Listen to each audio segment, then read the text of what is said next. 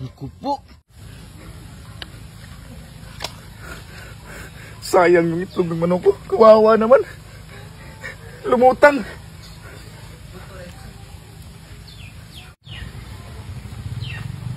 Anong nangyari, so? Yung mga itlog, Uncle, lumutang. Nabahaan kasi. Kawawa yung manok ko. Ganun ba? Sayang naman. Kaya nga yung basang-basa. Ano? Nilimliman na? Oo, mga 1 linggo nang nalimliman to ng inahin eh. Ganun ba? Oo. Paano kaya ito, Uncle? Magagawa ba kayo ito ng paraan? Ay wala na yan.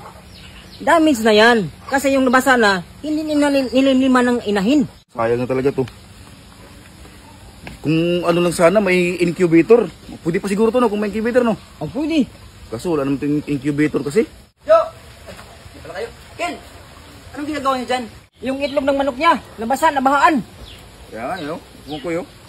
Sayang. Sayang talaga, oh. 1 week na siyang inalimliman eh. Tapos pag nabasa, wala na yung manok dito, umalis na. Hindi pa incubator mo.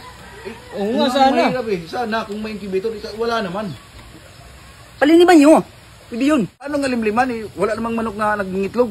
Buti kung sana kung meron, ipapasuob na lang. Oo. Sus, napakadali. May alam ako, kaso magbabayad kayo. Eh, walang problema sa bayad.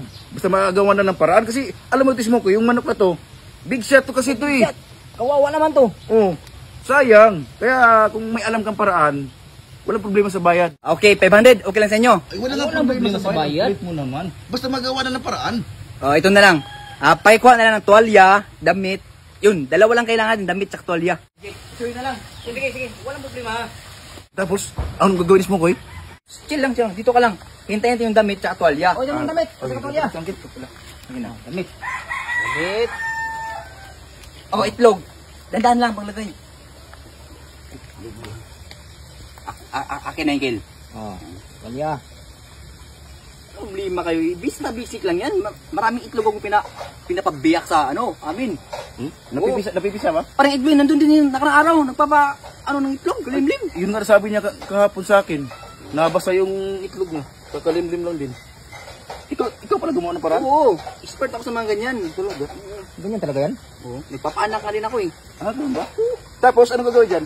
Ito lang yan, oh.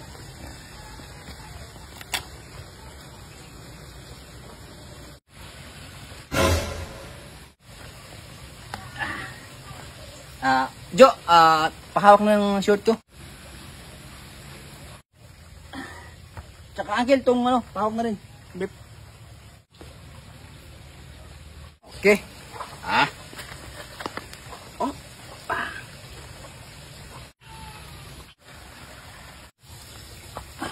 Okay.